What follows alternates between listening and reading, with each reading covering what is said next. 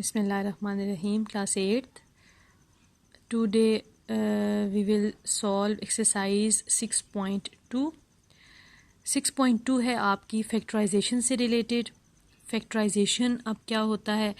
Factorisation होता है कि पोलोमियल्स को आप जो है वो ऐसे एक्सप्रेस करें कि वो आगे पोलोमियल डिस्ट्रीब्यूट हो गए. फॉर एग्जांपल अगर आपको एक पोलोमियल गिवन है तो वो डिस्ट्रीब्यूट होके 2 या 3 पोलोमियल्स बन जाए और आगे आपने उसको इतना डिस्ट्रीब्यूट करके लिखना है कि वो फर्दर उनकी आगे से उनको आप मज़ीद सिंप्लीफाई ना कर सकें. ठीक है, जैसे ये मैं आपको डेफिनेशन करवा देती हूँ कि फैक्टराइजेशन किसको कहते हैं.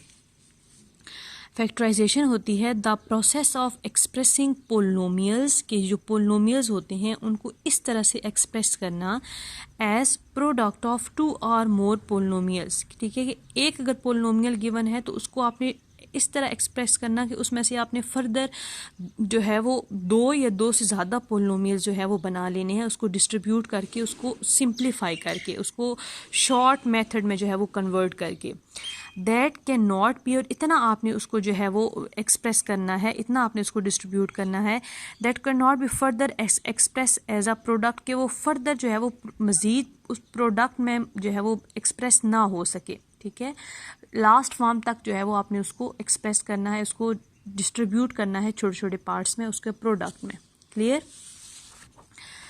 6.2 देखें. इस मेथड से आप थोड़ा सा जो है वो 7th क्लास में फेमिलियर हैं, तो ये आप लोगों को आई होप आप लोगों को समझने में ईजी रहेगा.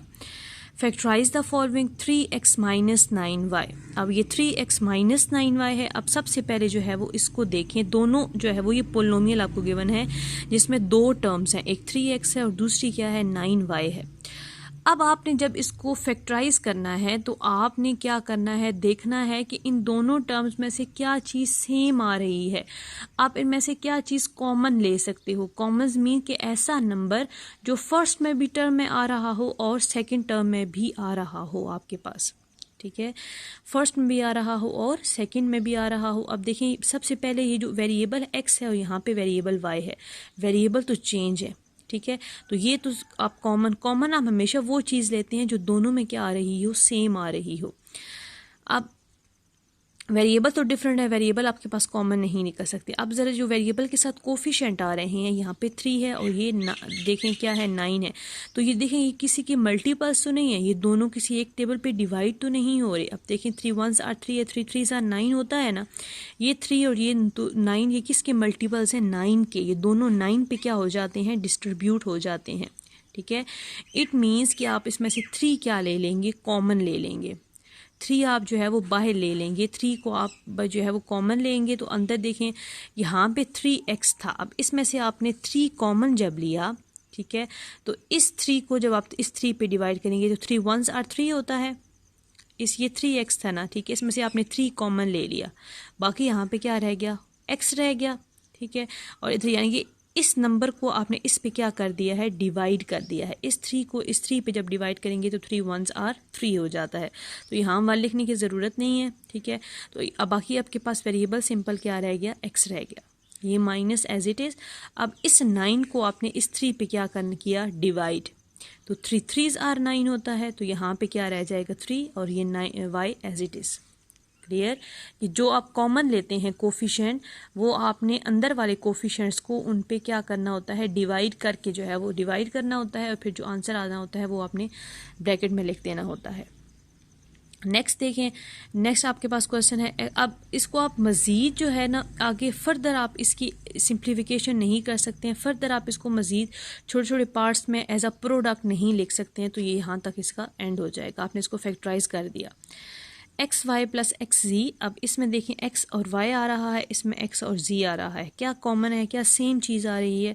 यहाँ पे देखें x आ रहा है, इधर भी क्या आ रहा है, x आ रहा है. तो ये x आपने इसमें से जब आपने x कॉमन लिया, ठीक है, बाकी यहाँ पे क्या रह गया y plus as it is. जब इसमें से आपने x बाहर ले लिया तो बाकी सिर्फ क्या रह गया, z रह गया. क्लियर? तो ये मीन्स इस x को x पे डिवाइड करेंगे तो 1, इस x को x पे डिवाइड करेंगे तो 1, यहाँ पे सिर्फ सिंपल y और z रह गया. x into y plus z answer. Third इसका पार्ट देखें, 6ab माइनस 4ac. अब 6ab माइनस 4ac है। सबसे पहले वेरिएबल चेक कर लिया करें, ये सबसे पहले आपकी मर्ज़ी है, कोफिशिएंट भी चेक कर सकते हैं। यहाँ पे वेरिएबल a और b आ रहे हैं, यहाँ पे क्या आ रहे हैं, a और c आ रहे हैं।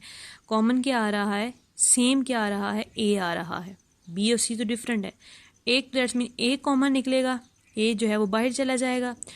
बाकी अब जो है वो उसको देखें, कोफिशिएंट को देखें, वो किसी के मल्टीपल्स तो नहीं है, वो दोनों किसी टेबल पे डिवाइड तो नहीं होते। यहाँ पे 6 है और यहाँ पे क्या है 14 है, तो ये 2 पे डिवाइड हो जाते हैं। 2 3s are 6 and 2 7s are 14। 3 पे चेक कर लें, अब 6 3 पे तो डिवाइड हो जाता है, लेकिन 14 तो 3 पे डिवाइड नहीं होता। तो आपने ऐसा कॉमन लेना है जिसपे वो दोनों जो है वो कोफिशिएंट डिवाइड हो जाते हैं, जो है उसके मल्टीपल्स जो है वो सेम एक ही नंबर के बन रहे हों। तो ये 2 पे डिवाइड हो जाते हैं। एक तो 2 आप कॉमन लोगे और क्या कॉमन लेंगे, a कॉमन लेंगे। अब इसमें से आपने 2a कॉमन लेकर लेना है, ठीक है, 2a। अब इस 6 को आप इस 2 पे क्या करेंगे, डिवाइड करेंगे, ठीक है। जब 6 को 2 पे डिवाइड करेंगे तो 2 3s आर 6 होता है, यहाँ पे क्या रह गया 3। ओके, एक ही दफ़ा था तो वो आपने कॉमन ले लिया और b एज इट इज़, ठीक है, वो कहाँ बाहर चला गया, यहाँ से b a क्या हो जाएगा, हट जाएगा। माइनस एज इट इज़ अब 14 है, ठीक है। अब इस 14 को आपने इस 2 पे क्या किया, डिवाइड, तो 2 7s आर 14 होता है। a कॉमन ले लिया, बाकी क्या रह गया, यहाँ पे c रह गया। तो 2a into 3b minus 4c answer आ गया। क्लियर। अब मैं आपको एक जो है वो 3 टर्म्स वाला करवा देती हूँ। जैसे क्वेश्चन नंबर 7 देखें, 4x³ plus 3x² minus 2x। अब 3 टर्म्स आ गई हैं। अब अपने वही तीनों में चेक करना है कि क्या चीज़ सेम आ रही है, क्या आप इसमें से कॉमन ले सकती हो, क्या आप इसमें से जो है वो सेम बाहर एक साइड पे कर सकते हैं। 4x वेरिएबल चेक कर लें, यहाँ x की 3 दफ़ा है, x³ है, यहाँ x² है, मीन्स x 2 टाइम है, यहाँ पे x 1 दफ़ा है। तो एक दफ़ा तो x तो तीनों में आ रहा है ना, ठीक है। यहाँ पे 3 दफ़ा है, यहाँ पे 2 दफ़ा, यहाँ पे 1 दफ़ा, लेकिन एक दफ़ा x तो तीनों में आ रहा है ना, तो आप x सिंपल एक दफ़ा जो है वो कॉमन ले लेंगे। अब ज़रा कोफिशिएंट चेक करें, यहाँ पे 4 है, यहाँ पे 3 है, यहाँ पे 2 है। किसी टेबल पे ये तीनों इकट्ठे डिवाइड नहीं होते, ये किसी एक नंबर के मल्टीपल्स नहीं है, ठीक है। तो x आपने कॉमन ले लिया। बाकी आप देखें ज़रा, यहाँ से इसमें से जब आपने x कॉमन लिया, x सिंपल कर लिया, तो 4 तो एज इट इज़ आ गया। x 3 टाइम था, ठीक है, एक दफ़ा कॉमन चला गया और 2 दफ़ा अंदर रह गया, मीन्स एक दफ़ा वो डिवाइड हो गया है, ठीक है। 2 दफ़ा अंदर रह गया। अब x³ को आप x पे डिवाइड करते हैं तो x एक कैंसिल हो जाता है और बाकी 2 टाइम रह जाता है। प्लस एज इट इज़, ये 3 तो डिवाइड नहीं हुआ कोफिशिएंट। अब x यहाँ पे 2 टाइम था, एक दफ़ा आपने डिवाइड ले लिया और कितनी दफ़ा अंदर रह गया, एक दफ़ा, ठीक है। इन अदर वर्ड्स कि आपने x² को जब x पे डिवाइड किया, ठीक है, तो एक दफ़ा x रह गया और एक दफ़ा क्या हो गया, ख़त्म हो गया। माइनस 2x था, तो minus 2 as it is, x एक ही दफ़ा था, जब x इस x पे डिवाइड होगा तो x से कट जाएगा, तो यहाँ पे सिंपल क्या रह जाएगा, 2 रह जाएगा। ये x एक ही दफ़ा था तो वो क्या लिया आपने, ले लिया, कॉमन ले लिया। क्लियर। आप देखें इसका ये एक क्वेश्चन नंबर 8 देखें, 2p का square minus 4p³ plus 8p। अब तीनों को ज़रा चेक करें। सबसे पहले जो है वो वेरिएबल चेक करें। वेरिएबल देखें, यहाँ पे p² है, p 2 टाइम है, यहाँ p³ है, मीन्स p 3 टाइम है, यहाँ पे p है। सिंपल एक दफ़ा तो p सब में आ रहा है ना, ठीक है, तो वो आप एक दफ़ा p कॉमन ले लेंगे। अब कोफिशिएंट चेक करें, यहाँ कोफिशिएंट 2 है, यहाँ 4 है, यहाँ क्या है 8 है। किसके मल्टीपल्स बन रहे हैं, ये 2 के, तीनों 2 पे डिवाइड हो जाते हैं। 2 1s are 2, 2 2s are 4 and 2 4s are 8, ठीक है। आप क्या कॉमन, एक तो p कॉमन लेंगे और एक क्या लेंगे, 2 कॉमन ले लेंगे। क्लियर। अब यहाँ से जब आपने 2p अब सिर्फ इस फर्स्ट टर्म को देखिए, इसमें से आपने 2p कॉमन लिया तो 2 को 2 पे डिवाइड करेंगे तो 1, ठीक है, 1 रह गया यहाँ पे। अब p 2 टाइम था, एक दफ़ा डिवाइड हुआ और एक दफ़ा क्या रह गया, अंदर रह गया। माइनस, अब इस टर्म को देखें, 4 था तो 2 2s आर 4, ये 2, अब p³ है, p 3 टाइम है, एक दफ़ा बाय डिवाइड होके, अब जब p³ p पे डिवाइड होगा तो यहाँ पे p कितनी दफ़ा रह जाएगा, 2 टाइम रह जाएगा। अब 8 को जब आप 4 पे 2 पे डिवाइड करोगे तो 4, अब p और p एक ही दफ़ा था, जब p पे डिवाइड होगा तो सिंपल p ख़त्म हो जाएगा। इन अदर वर्ड्स की p एक ही दफ़ा था, वो आपने क्या ले लिया, कॉमन ले लिया। अब 2p into p minus 2p² और प्लस 4, ये आपके पास आ गया आंसर। अब इसका एक और पार्ट देख लें, जैसे ये देखें, ठीक है, 11 part, x² y² and z² minus xyz² plus xyz।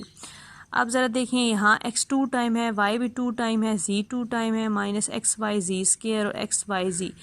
अब 2 या 3 दफ़ा तो हर एक में आ रहा है, लेकिन एक दफ़ा एक्स वाई और जी तीनों में आ रहा है ना। अब यहाँ पे देखें एक्स वाई जी तीनों में एक एक दफ़ा तो आ ही रहा है, तो आप एक्स वाई जी क्या ले लेंगे, कॉमन ले लेंगे। जब एक्स वाई जी आप कॉमन लोगे तो यहाँ पे एक्स 2 टाइम था, एक दफ़ा रह गया, ठीक है।